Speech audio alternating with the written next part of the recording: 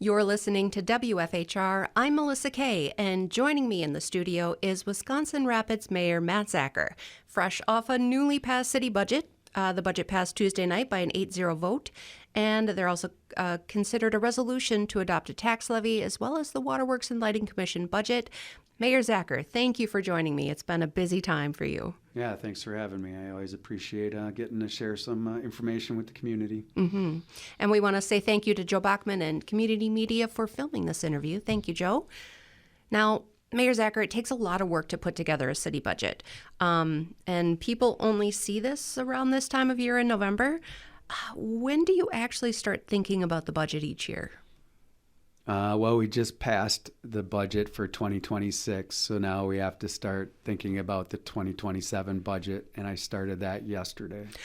So you pretty much never stop thinking about the budget.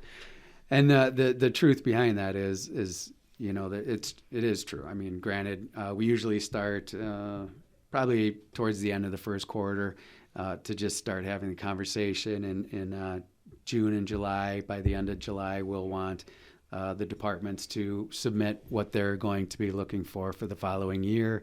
And then that brings us to myself and Tim DeSorcy, the finance director, sitting down with each department and making sure that we understand what they're asking for, why they're asking for it, if there's anything in there that, doesn't need to be in there or at that number. So we make our way through the departments, and then Tim will sit down after that's all said and done and say, this is the money that will be coming in that we can project out, and this is the money that's being asked for by the departments. And for this year, at that point in time, it came to a $850,000 shortfall. That was the first time since I've been a part of the council. It's about 5 years now, and that was the first time that we really had a shortfall that Tim and the department heads weren't necessarily able to rectify before it was really even brought to me as an executive budget to start having to talk about tougher conversations of like, where are we going to go from here? So this is the first year, but I knew in my heart, I knew that this time was coming because of the mills and what's going on there with the less property taxes that we're going to be getting from them, and that's in a state of flux. We're not growing. The biggest way our budget increases or on the revenue side is by net new construction, meaning any new buildings that are being built adds to the tax levy. And that's not an easy thing to do in Wisconsin Rapids just because of where we are. We always grow somewhat, but it's not like leaps and bounds, and it's not, all this a massive development that's going on a continual basis. So we look at that and kind of gauge where we're at. And this year started out at $850,000. So then you go to the departments and say, okay, now we take out anything that is above and beyond the previous year, or, talk about the things that have to, be taken out 100%, or if we have to leave some in there, some stuff you have to finance. And of course, the biggest expense to any operation is the people. Mm-hmm. And when it comes to wages and benefits, especially at the city, I mean, people do get really good benefits.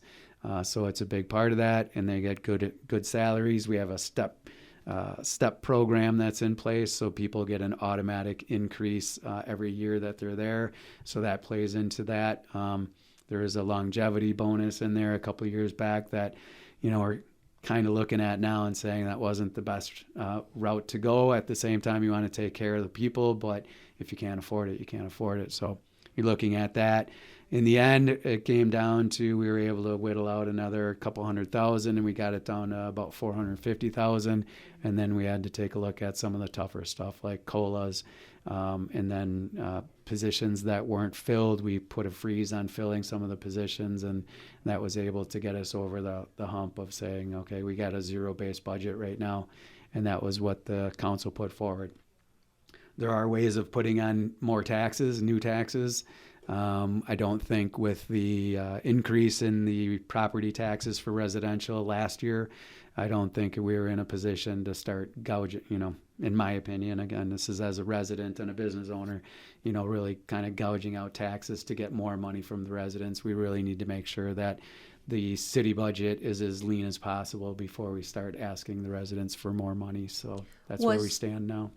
Was adding an increase to the tax an option that the council looked at? It's not necessarily an option because we have what's termed by the state levy limits. So they put a cap on us. So right now, rough numbers, it's about $14 million is what we can take from the tax levy, and the state won't let us take more except for net new construction. And strangely enough, they say that it's okay to raise your levy if you're willing to take out debt, and then the money you need in order to pay off the debt, you can raise the levy for. So I don't really love that thought because I'm kind of debt adverse as, again, a resident and a business owner and part of the community. I don't necessarily see that being the most beneficial because only certain people are kind of making money off of that system. But at the same time, it's the rules the state has set up for us, so we don't necessarily have a choice. And that's how that raises, and that's how you can get more money. The other way is net new construction. We're working as hard as we can to get people to build, to get rid of some of the codes that are out there to make it easier for people to build and more welcoming. So we're working on that. But outside of that, we don't have the ability to just say we're going to raise taxes by this much. It has to stay in that $14 million range. And what happened during the previous year when the reevaluation went on, or revaluation, it rebalanced where the taxes were coming from, because a lot of people ask me that. Well, if we're giving you all of this money, more than what you were getting from us last year and previous years, what are you doing with that money? But in the end, it didn't. It stayed at 14 million, and it raised the residential property taxes, but it actually kept the commercial and industrial taxes level, or maybe even dropped a little bit in order to stay at the 14 million, because we can't take any more than that. So yeah, it's not just as simple as saying we raise your taxes, you pay more, and we get all this extra money. It doesn't work that way. I don't know if it ever did, but it doesn't work that way now. I'm Melissa Kaye, and I'm here with Mayor Matt Zacher. We're talking about the budget. We're getting into the nitty-gritty of the hard work that goes into this, Mayor Zacher. You also held a public hearing about the budget. What would you say was the most controversial thing that people came forward with? Yeah, I think whenever there's cuts, in a budget, especially deeper cuts, and it's not something that I necessarily want, like the 3 positions that were cut, we're going to have to figure out how to cover those job responsibilities and duties. And hopefully throughout the year, there's going to be some ways of, revenues that are going to pan out that not necessarily unforeseen, but come in higher than what they were. So it's not, again, we're not doing away with these positions. Right now we're idling them and not funding them because we just don't have the money to do it. But that's always the hard part. The positions still exist. Yeah. They're just not filled right now. The positions exist, and they're not filled right now. Again, the issues come in, even with WRCM, there's services. They're providing services for the community, and it takes a certain amount of people to provide those services. And if you shrink the workforce, then you have to shrink the amount of services that are going to be there, because we only have 40 hours a week to be able to get that stuff done. Granted, some of the stuff, runs 24/7, streets and stuff like that. But ultimately, we want to keep those funded and figure out, where we can bring those back and what we can do. But at the same time, if there's ways of making positions more efficient and overlapping and making sure we're getting 40 hours of work out of 40 hours a week, we want to be able to do that. And I think everybody in the organization should be looking to do what's best for the organization. Like, they should have a passion for, this is my community. This is the community that I serve. These are the people that I serve, and everything has to revolve around that we're doing the best that we can. So ultimately, when you're asking people to go above and beyond what they were doing or what they can see themselves doing, I think it's a fair question. And again, it's happening all over the place. I don't want to step into any unknown territories, but I think it's happening to businesses, and we have to figure out, where do we go next? If people are, a big one that we always talked about is when we're cutting services in the community for communicating and news outlets and all that stuff, and it's just gone. We still have to have that. We can't function as a community if we don't have some common communication. preferably just information. It shouldn't be politics. It shouldn't be this side or that side. It just should be, here's the information so that all the residents and businesses can make the best decisions possible. So, yeah, it's tricky. Do you feel that with this budget, there will be areas where people notice some of the lack of services? I don't think we're there yet. I think that those positions, again, they're not going to be as much straight up. Again, we can speak with WRC. Joe is going to take on things. He's going to let some things go until we are able to fill the position again to give those to take up those services and duties. So I guess we continue to have the conversation and figure out what's most important to the community, what's not. How do we make sure that what we're doing is the most impactful, and what's not, and let go of the stuff that's not, and be able to slim down. Because, in my opinion, this isn't done. Like as a government entity, we're going to have to continue to shrink over the next couple of years. I don't know this for a fact. This is just my gut saying that this is the common trend throughout this community, the state, and in the end, the nation. And we're going to have to be able to stay ahead of it so that we stay solvent, we stay smart, and then when we can start growing again, then we're in a position to grow instead of going under. Like nobody wants that. So Right. Well, what would you say are the biggest things you think residents should know about this budget? Again, I think everybody has to have some understanding of this is the government that we're supporting. Like we have, if as we're working on communication, this has always been my platform before I got in. And the reason it is because for 20 years being in business and a resident, I knew how the people feel about being disconnected from our government itself. And we're not connecting. And we can't just, as a government, we can't just blame it on the people and say, well, it's their fault that they're not finding the information. It's a pattern because we don't have local newspaper. We're struggling to have local radio. We don't really have local TV news. And then we have our podcasting and our the different social medias. So it's this whole thing that we're trying to get out and get as much information out on each one of those as possible. But who's watching what, and who's looking at what, and who's listening to what? So it's got to be the same message throughout all these different things. But in the end, we still feel like we're not getting the information out to people. And again, it's on us. It's not on them. Yeah, they have to meet us halfway. I understand that. But at the same time, we have to make sure we're doing everything in our power to get the information out to the community. Is there something you think community members could do to be more engaged, to try to get that information? I'll be a part of the process. I know it's easy to sit, and James and I talked about this a lot. It's easy to sit behind your computer and talk poorly about your community and the people that are spending the time and energy to try to, make the decisions to make it go and make it grow. And that's easy. But I also see that there's a ton of people now, and I hope that this is a trend that's growing, is that when you see the negative comments, I also see positive comments coming from other residents that are saying, hey, actually, this is what's happening. This is what they're doing in order to help us grow. So they're putting the information out there. So go educate yourself and then, come back with a response.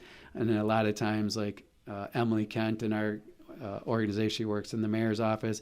She's now responding to a lot of the texts, the messages that are out there to give information. I mean, you can't combat negativism. Haters are haters. Like, you can't really change that. But at the same time, if you can empower the positive people and the people that are looking to support and build up the community and can see the future, those are the people we want to reach out to. So Emily does a good job getting information out to people, and a lot of times they'll take that and be able to use it to combat the negativism. So I think we just keep pushing forward and make sure we're tapping into every avenue possible. Well, let's take a quick break, and when we come back, we're going to talk about the Waterwork and Lighting Commission. Sounds good. Thank you for joining us. I'm Melissa Kaye, and we are in the studio here at WFHR, joined by Mayor Matt Zacher. Now, we're going to turn to the Wisconsin Rapids Waterworks and Lighting Commission, which is owned by the city but is its own entity. Now, could you please, I know it's a complicated question, but could you give us an overview of what that means? Yeah, I'd be happy to, and I know there's a lot of people in the community that want to know about this, so I appreciate the time to kind of get it out as best as I can. Again, I tend to give more information sometimes maybe than necessary, but I think it's important to understand the entirety of the history. and I can do it as quick as possible. So Quebco is the electric company that's called Consolidated Water and Power Company. They were created by Consolidated Paper back in the day when the dams were being built. There's 5 dams that are owned by Quebco, and they create about 30 megawatts of power. When Consolidated Paper was growing way back in the day, they created their own electric company, Quebco, in order to manage their own power. And at that time, the dams created more power than they needed, so they were able to provide the power for the entire city. In 1926, they were growing to the capacity that the power they had from the dams no longer had enough power, so they had to go to the city and say, we need all of our power now. They actually started bringing in more power after that from the outside market. But what they said is, we will teach you how to open up your own power company so that you can manage your own power just like we're doing. So in 1926, I believe it's 1926, is when WWLC was created. And it is a utility department of the City of Wisconsin Rapids Corporate Municipality Corporation. And so it is a department, but at some point in time, don't know exactly when, but somewhere in there, they decided to create an ordinance that separated WWLC, which is the electric company, and the water company for our entire area. And just a point of reference, they generate, or they consume, about 30 megawatts of power. So the city then owns WWLC as a department, just like the streets department, engineering department, police department, fire department. They own it, but they separated it so that it could function like an electric utility. And so it competes with every other utility in the state or beyond in terms of how much they're going to pay their employees, how much they're going to pay the management, how they're going to get their power. They actually ended up in a consortium of, I think it's 16 other municipal entities called GLUE, Great Lakes Utility. So they are able to pool their power needs, and buy it at a cheaper rate on the open market and bring it in at a lesser cost to the users, to the ratepayers. So that is how that exists. So they exist as an electric water utility outside of the control of the city and the council, to the degree that they have their own commission and they make their own internal decisions as a utility competing with the open market. But in the end, they're still owned by the City of Wisconsin Rapids. So when it comes to land purchases, land sales, bigger things, the overall budget, it still has to come to the council, and the council has to trust that the commission is doing their job, certainly ask questions, get to understand better, but they don't have the expertise in a electric and water utility like the commission does and should, and certainly the people that are working at the utility. So you kind of trust them to do their job, and they do a great job. And Todd Weiler is the GM there now. He has built that place up over the last 10 years. There was a $10 million investment starting about 10 years ago, but he is very well versed in WWLC. He spent some time, quite a few years, at Consolidated and at the mill itself. So if there's one guy that knows the most about electricity in this community, it's Todd Weiler. So we're in good hands, but at the same time, they'd still have to function through the city and the council in order to take care of that big stuff. So I hope that helps people understand like the differentiation, but at the same time, they're still a part of the city. But it's very different than a company like one of the bigger named national companies, We Energy or Alliant Energy. There is some local control. There is local control, but yet we want them to function. I mean, granted, there's small companies and big companies, but yeah, as much as possible, they're competing for wages and everything else, so they need to run it like a utility. So yeah, more like that than a government agency where you're under more strict control by the council. Gotcha. Okay, so then let's go into the commission announcing the plans for a solar power plant. What is your view on this? Well, I tend to, I've learned pretty quick, like there's so many voices involved. Like, my opinion, one way or the other, doesn't necessarily, like, all it does is make me controversial, and I don't need to be controversial. I need to be on the side of everybody in the community so that they feel comfortable sharing their views with me, and we don't get in these, skirmishes or whatever. But ultimately, what WWLC and their commission are proposing is a 25 acre. It's not. If I go into the bigger story here, so they're part of this GLUE, like I said, this GLUE consortium, and GLUE is big enough that they are working with the state, PSC is what it's called, and I'm not going to get everything just right because I don't know all the details, but they're working on a 5 megawatt alternative energy project, right? So they have 16 municipality utilities involved in this, and they offer each one of them a solar field, which would equal 5 megawatts of power in total. And so we got this 25 acre field that we can put this up in, and in the end, they put it there. So where they're proposing it, which is the issue for most people. I mean, some people just don't like solar power, but again, that's their personal opinion. That these guys are the professionals. They're going to do it right. They're going to, if we vote to do it, they're going to do it to the best of their ability. We have an 80 acre parcel that is for our wellhead protection, our water protection. We can put these on there in the center of this 80 acre parcel, 25 acres, and that would be the position. Nobody would even necessarily know it's there unless you're inside the woods looking for it. It would have cost $100,000 for us to hook that array up to our distribution system, our 3-phase distribution system. Outside of that, the way they're reckoning this right now is we would save about $200,000 a year in the overall rate paying. I'm Melissa Kaye, and you're listening to WFHR, where I'm joined by Mayor Matt Zacher. We're talking about the WWLC potential solar project that is in the works. When we took a break here, we were talking about the parcel itself. Now, this parcel is over 70 acres, but the project is only going to take up roughly 27 acres. Tell me what it will look like for residents looking at it from the outside. So it's the 25 acres inside the 80 acres. So there's a sizable amount of trees that will be still around it. They're intending on keeping the snowmobile trails that are in there. I know there's some folks that live right around in the area that probably walk their dog there, and certainly everybody would love this big,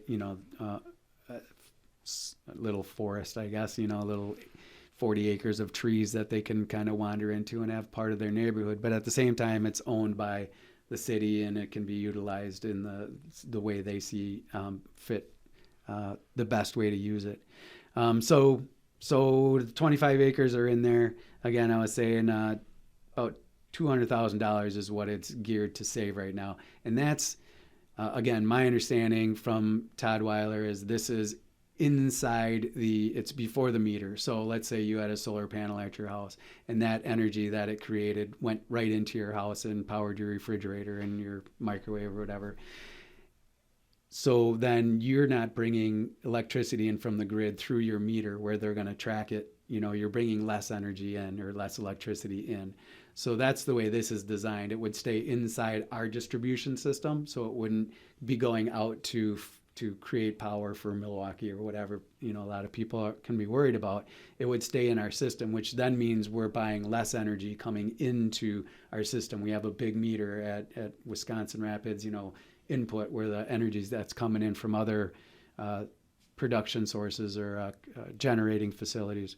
So in the end, that's how they're saying it's not going to reduce our rates. It's just going to keep them from going up as fast as they would anyways, and the ratepayer is going to save money off of that. Again, I understand everybody's got their opinions on this, and it's not going to be easy to get through. I'm not going to support it one way or the other. I'm going to support the decisions that the people are able to have at the public hearing. So what the next step on this is, it has to go through the Planning Commission.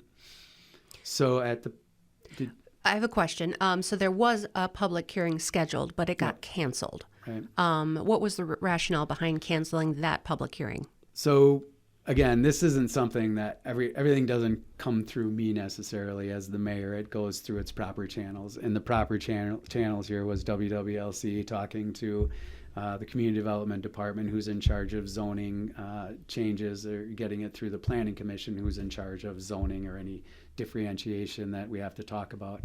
And so that's what they did, and it happened rather fast, where WWLC Todd talked to Kyle at the Community Development Department.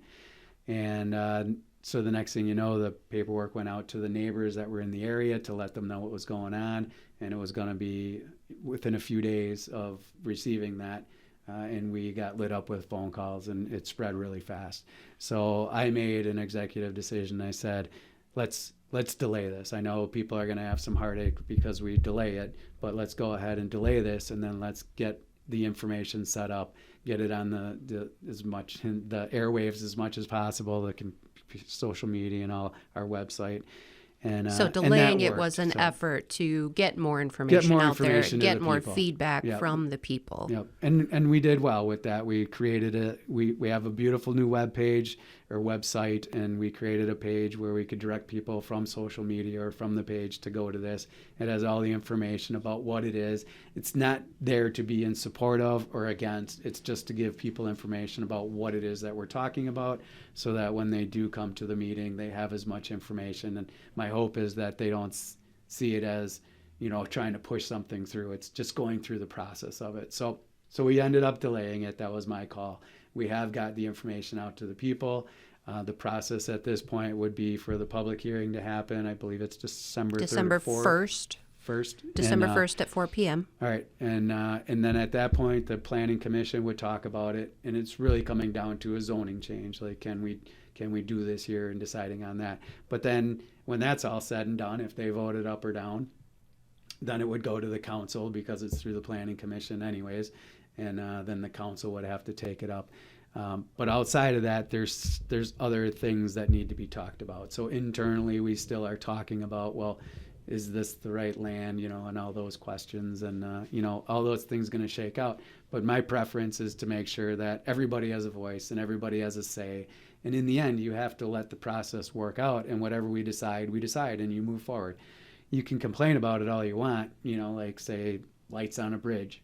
In the end, they're there. We paid for it. They're beautiful. Like, I enjoy it. I think a lot of people do, but some people still complain about it. I get that. But at some point in time, you have to support your community and say, I love living here. I love being a part of this. I love being a part of the progress. Or just leave. If you don't like it here, if you don't like this community, there's plenty of places to go. But freedom of speech is a valuable thing. So I get that. And the land that you're looking at right now, that's on Whitrock and 2 Mile Avenue, is that correct? Yes. Are there other places that you are considering? We are looking at other places that have serve potential, but then you're looking at things like, is it land that's available to be developed? Because you don't necessarily want to put this on developable property.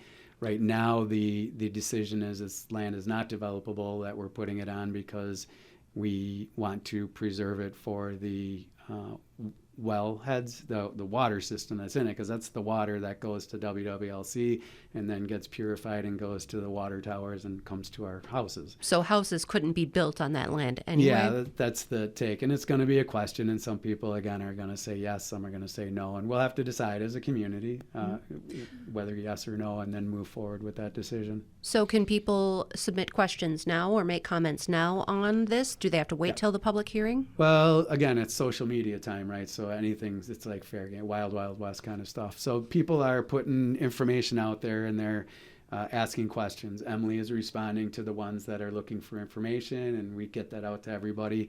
For those who are just, wanting to say, not so nice stuff or just complaining, again, you can't really combat that. So if anybody wants information, get on the website, go to the web page for the solar array, learn what you can, submit some questions just through, comments. We're watching it, and we're trying to get information to you guys as fast as possible. A lot of times, if it's really good, good questions, we get the information, put it out for everybody so that everybody gets that information.